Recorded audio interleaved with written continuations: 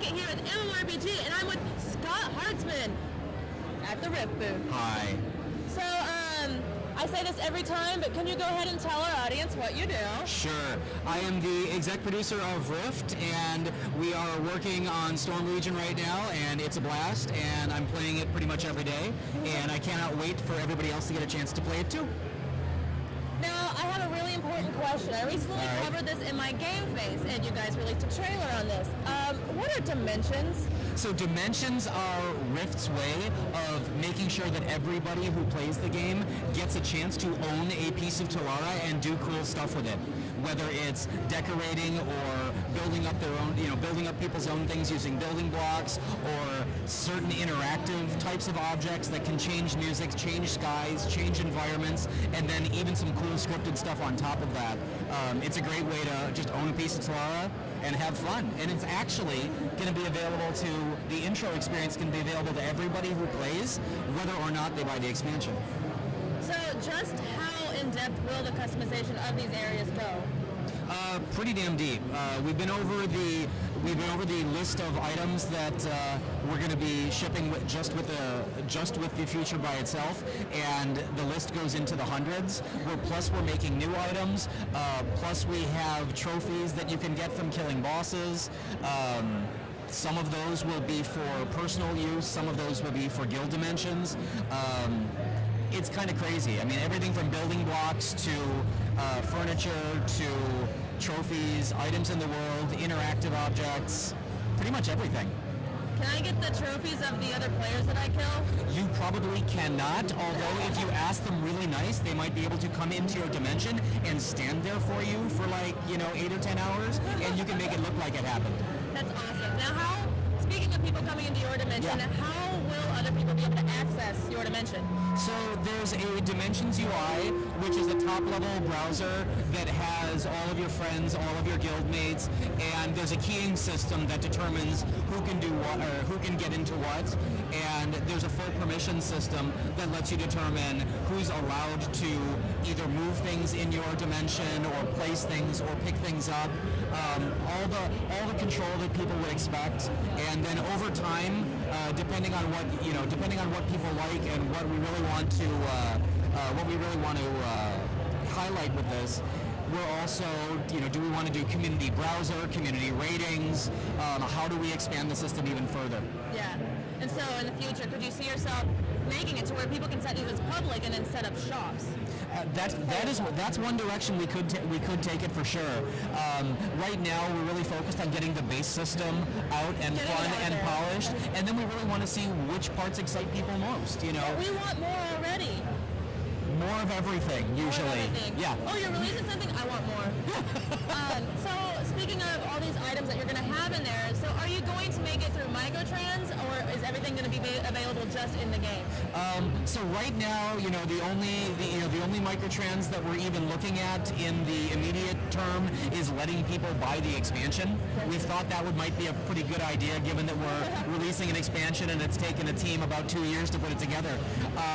Right now, we're looking at everything from notoriety drops to trophies to crafted items, obviously, and others. Yeah. On the subject of microtrans in general, maybe in the future, I've gone on the record a couple of times and said I love our Rift Lite program, and I think there's more at the low end we could be doing there. The White Tiger that we did a couple of months back, we love all the support that we got, so thank you all greatly. If there's one thing we'd like you to understand, there's no big profit taking going on here. All of that is your way to help us reinvest in the studio. So we thank you all for that very much, because it helps fund ongoing Rift projects as well as future things that we're beginning spinning up prototypes for. So yeah, it's a really exciting time. Now let's switch gears a little bit. Yeah. You guys pump out content pretty rapidly since the beginning. Are you ever thinking about slowing this down in the future? Is there any mistakes that you made that you kind of like, oh, we need to take a step back? And so yes, we have been super aggressive. Over the, even following the expansion, we are still talking about approximately the same pace of releases. Yeah. I think there's a couple of places though where we did go 1 or 2 steps too far and just kind of not just confused ourselves, but confused the whole world. There was a recent update that released, let's see, we significantly expanded Instant Adventure, we released Conquest, and we released Mentoring all at the same time. Yeah. What we essentially did was we introduced 3 new full ways to play the game all in one update, and that was too much. I think if we would have had to do that all over again, we would have, spaced that out over a couple of more releases, because what happened was Conquest ended up dominating, I mean, overwhelmingly. It went from, 0 to the most popular feature in the game overnight. And meanwhile, a lot of players were left to be the ones talking about how much fun it was to do mentoring and instant adventure, where everybody else is like, forget it, we're playing Conquest, we're busy over here. So I think pacing our releases internally, or pacing the feature releases, we can do some smarter stuff with that in the future. And speaking of releases, you're going to be adding a significant change to the game, and that is Guardians and Defiance will be playing together. Indeed. So can you explain how this is going to work? Yeah. So originally having the hard faction boundaries really helped. It really helped reinforce the story, and when we were a brand new game with a brand new story and nobody really knew us, that really helped. Yeah. Over time, we've kind of eased back on that a little bit, so we can get more true to what MMOs, if you ask me, should really be about, which is I can play with my friends. Yeah.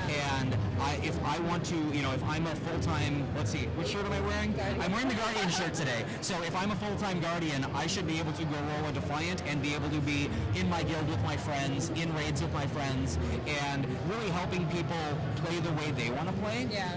And even among the role-playing community, we've had people saying, what happens if I want to role-play a traitorous Guardian? What happens if I want to role-play a sympathizer Defiant? Well, this opens up opportunities for that in the story too. And so it's going to be, yes, you can be in guilds, yes, you can be in groups. PvP servers obviously are going to be different because people need to be able to know who the enemy is by looking at them, and it would kind of break PvP play. But for PvE play, we think it's going to work out really well. Now, speaking of story, how is this going to work with the story? Oh, well, with the expansion coming up, there is obviously a greater threat threatening all of Tala, and some of that, It has something to do with this. it may or may not have something to do with all of this stuff going on around here. And so some of that is going to be preluded with, invasions in the cities themselves, and we plan on making it incredibly clear that there is serious danger afoot, and it's time to maybe put some of these differences behind us, at least for the moment. Yes. Although, the differences are still there, the NPCs are still very hostile to each other. This is more about Ascended coming together with other Ascended for the greater good. Awesome. Well, thank you so much for taking the time to talk to us. Oh, absolutely. You're doing a great job. Thank you so much. Great seeing you.